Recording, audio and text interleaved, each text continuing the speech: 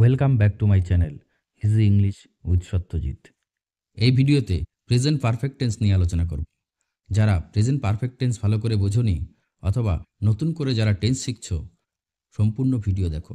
জলের মতো সহজ হয়ে যাবে প্রেজেন্ট পারফেক্ট টেন্স। প্রথমে বোঝার চেষ্টা করো প্রেজেন্ট পারফেক্ট টেন্স কখন করতে হয়।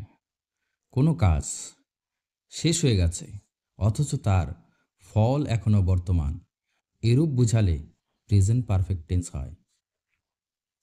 প্রেজেন্ট পারফেক্ট টেন্সে বাংলায় ক্রিয়াপদের শেষে ইয়াছি, ইয়াছ এবং ইয়াছে ইত্যাদি বসে।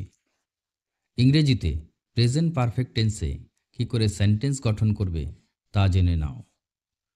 প্রথমেই আমরা সাবজেক্ট বসাবো, এরপরে হ্যাজ অথবা হ্যাভ বসবে, তারপর V3 অর্থাৎ past participle form of the verb বসাতে হবে। এবারে এক্সাম্পলের সাহায্যে প্রেজেন্ট পারফেক্ট টেন্স বোঝার চেষ্টা করো। মনে রাখবে subject third person singular number হলে হ্যাজ এবং অন্যান্য সকল সাবজেক্টের ক্ষেত্রে হ্যাভ বসে। প্রথম এক্সাম্পলটি দেখো, আমি কাজটি করিয়াছি। I have done the work. I এখানে subject, I first person singular number, সে কারণে আইয়ের পরে হ্যাভ বসানো হয়েছে। এরপর ডু ভার্বের পাস্ট পার্টিসিপল ফর্ম ডান বসানো হয়েছে, দ্য ওয়ার্ক এখানে অবজেক্ট। একইভাবে আমরা কাজটি করিয়াছি, we have done the work. তুমি তোমরা কাজটি করিয়াছ, you have done the work. Next, সে কাজটি করিয়াছে, হি অথবা she has done the work.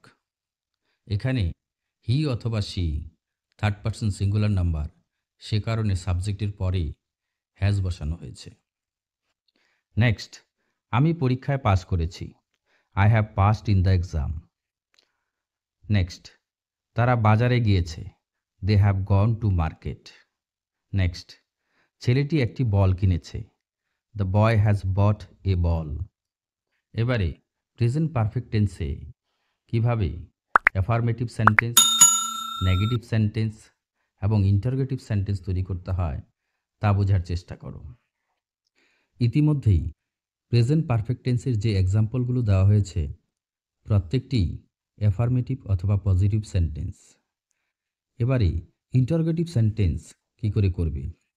Interrogative sentence করতে হলে অক্সিলারি হ্যাভ অথবা হ্যাজ সাবজেক্টের পূর্বে বসাতে হবে, এবং নেগেটিভ সেন্টেন্স করতে হলে সাবজেক্টের পরে হ্যাভ অথবা হ্যাজ বসবে এবং এরপর নট বসাতে হবে। তোমাদের বোঝার সুবিধার্থে বিভিন্ন সাবজেক্ট অনুযায়ী অ্যাফার্মেটিভ, ইন্টারোগেটিভ এবং নেগেটিভ সেন্টেন্সের উদাহরণ দেওয়া হলো।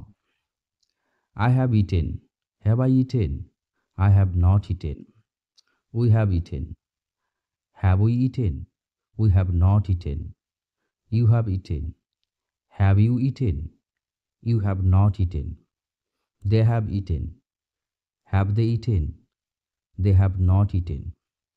হি অথবা she has eaten, has he অথবা শি ইটেন, হি অথবা শি হ্যাজ নট ইটেন।